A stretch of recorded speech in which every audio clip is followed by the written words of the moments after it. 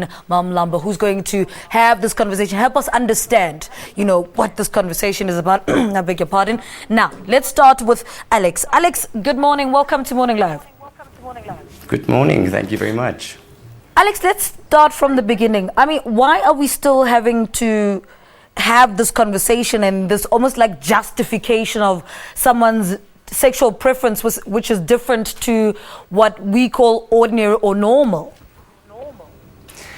I think this will probably be a never-ending story. I think people need to be educated, and my whole mission is about love and acceptance, and that's also why I'm starting a new campaign saying #LoveAll that I'm wearing today, just saying that people are different, and there is some progress. I think in the last 10 years, I came out about 10 years ago. And I'm just seeing the youth around me. There are more cases of it being easier in a sense, and people are surrounded by more LGBTI people.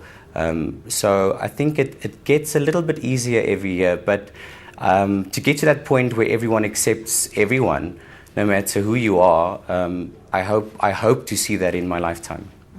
Eugene, let's start here in South Africa and in Joburg particularly. Why does it almost feel like you have to justify who you are, or the fact that you're gay or lesbian? You must first explain that, and then people then start looking at you or start addressing you properly. Look, it's one of the things that I've always had a problem with. Obviously, coming from where I come from, where I grew up in rural areas. When I got to Joburg, which was 17 years ago, the issue is, honestly, straight people, there is no point in time in your life where you have to say, maybe at age 14 and say, Mom, I think I'm straight. Or Mom, I can confirm that I'm straight now. So it's a burden that we LGBTI people have to carry, where you really have to come out. It's so hard. Mm-hmm. Look, there was a point in time in my life where, because I'm a DJ, so where I started growing slowly, and I'm noticing I've got fans now. This is when I was still in the closet, even though I think I've never been in the closet, but let's use that. So I had to seriously look now, to say I need to move a step further in my career. Do I go on as this, which is comfort? People can easily accept it, or do I come out, and if by coming out, do I risk all these people that love me and love my music, or so it's tough. And we add this, Alexander, to this conversation. Here we are, there's gay, lesbian, and then there's LGBTI, which just adds on to the conversation, bisexual as well to that conversation. Does that not make it even more difficult? And even for instance, our parents who don't understand this, what is bisexuality in the first place? When we're still battling with the idea of teaching people what is gay and what is lesbian in the first place. Yeah, I think bisexual in itself is a whole different ballgame, because now it can go either way. So it's very hard. Hey, I don't have a little box with a recipe of answers for every mom or dad who asks their kid, explain to me, how does this work? Mm-hmm.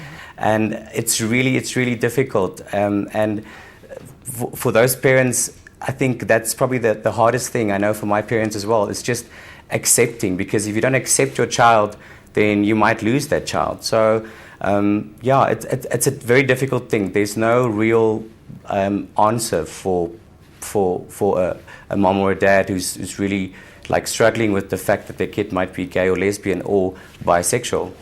Eugene, I see you agreeing there. I actually wanted to say, to advice to parents is accept, don't ask.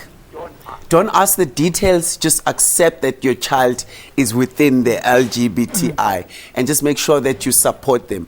But if you really ask questions, it's so complex. I mean, I'm sure he would agree with me that it's so complex, as he said. You can't put it in one box. For an example, we don't ask you how you get it on wherever you get it on. We don't ask the details. The minute you want to know that, then you know, as parents, we never have to explain how we have, you know. So don't ask, accept and support. But it's a difficult thing, though, you must admit, for a parent to say, okay, here is my son or my daughter that I raised. And, you know, I remember growing up as well, there was one of the parents that, you know, he played football in the community, and his son, you know, was not straight and is still not straight. But in his mind, you know, his son needed to be playing football, to be manly. Or it's a difficult thing for black parents in particular to understand. And here you are, you're saying to this parent, but don't ask. It's difficult. It is, but remember, the parents are supposed to give answers, even if they're not gay, but they're supposed to give answers most of the time to their kids. It's like that with most things. Why is it when it comes to LGBTI or a gay child, then the parent must get the answer from the child. So what parents need to do is they need to educate themselves. They need to go out there and find out information, because it's also so hard for us. Do you know, I had to go up and down and finding on about myself through the internet, because there was no, especially from the black you know, child from rural areas. I had to go out there and try and find information about the real me. So parents need to arm themselves there with information, but you can't really ask such information from your child. If you really want to understand them, you need to educate yourself. Alex, what challenges did you have to face? Yeah, I want to add to what he just said. Like us as Afrikaans boys, my mom, I wouldn't say she forced me, but she wanted me to fit in. And I love it to bits. But I played rugby, I played cricket, tennis, everything. Mom was there supporting. And the struggle for me was the fact that I was different. And I think for most LGBTI people is you don't want to let your family down. That was my biggest thing. And I want to add to what he just said now, that I don't really agree.